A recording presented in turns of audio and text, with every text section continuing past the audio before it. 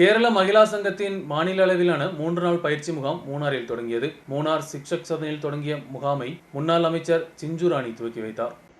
கேரள மகிழா சங்கம் மாநில முகாமிற்கு மூணாரில் துவக்கம் குறிக்கப்பட்டது. 3 நாட்களாக முகாம் நடத்தப்பட்டது. பழைய மூணார் சிக்ஷக் சதனில் தொடங்கிய முகாமை முன்னாள் அமைச்சர் சிஞ்சுராணி துவக்கி வைத்தார். நாட்டில் ஆட்சி செய்யும் பிஜேபி அரசின் தவறான சட்டங்கள் மூலம் விலை உயர்வும் தினந்தோறும் அதிகரித்து வருகிறது. சமையல் எரிவாயு சிலிண்டர்களின் மூலம் மக்கள் சிரமப்பட்டு வருகின்றனர். இந்த நிலையில் கடுமையான எதிர்ப்புகளை தெரிவிப்பதன் பாகமாகவும் பாராளுமன்றத்திலும் சட்டசபைகளிலும் பெண்களுக்கு 50% இடஒதுக்கீடு நடைமுறைப்படுத்த வேண்டும் என்று வலியுறுத்தி பெண்கள் மற்றும் குழந்தைகளின் பாதுகாப்பை உறுதி செய்ய வேண்டும் உட்பட உள்ள பல்வேறு கோரிக்கைகளை முன்வைத்துதான் 3 நாட்கள் முகாம் நடத்தப்படுகிறது. கேரள மகிழா சங்கத்தின் செயல்பாடுகளை கூடுதல் பலப்படுத்துவதற்காகவும் 3 நாட்கள் முகாமில் தீர்மானங்கள் எடுக்கப்படும். பழைய மூணார் சிக்ஷக் சதனில் தொடங்கிய முகாம் முன்னாள் കാൽനടൈത്തുறை அமைச்சர் ചിഞ്ചുറാണി துவக்கி வைத்தார்.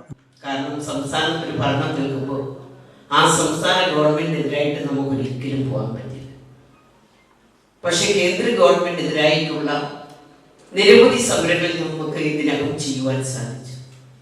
അത് സംവരണ ബില്ലെടുത്ത് പരിശോധിച്ചാൽ, രാജ്യത്തെ വിലക്കയറ്റപ്പെടുത്ത് പരിശോധിച്ചാൽ, കുഞ്ഞുങ്ങൾക്കെതിരായിട്ട് നമുക്കറിയാം മദ്യവും മയക്കും മരുന്നിനുമെതിരായിട്ടുള്ള ക്യാമ്പയിൻ, ഇതൊക്കെ നമുക്ക് പലപ്പോഴും സംഘടിപ്പിക്കുവാൻ കഴിയും.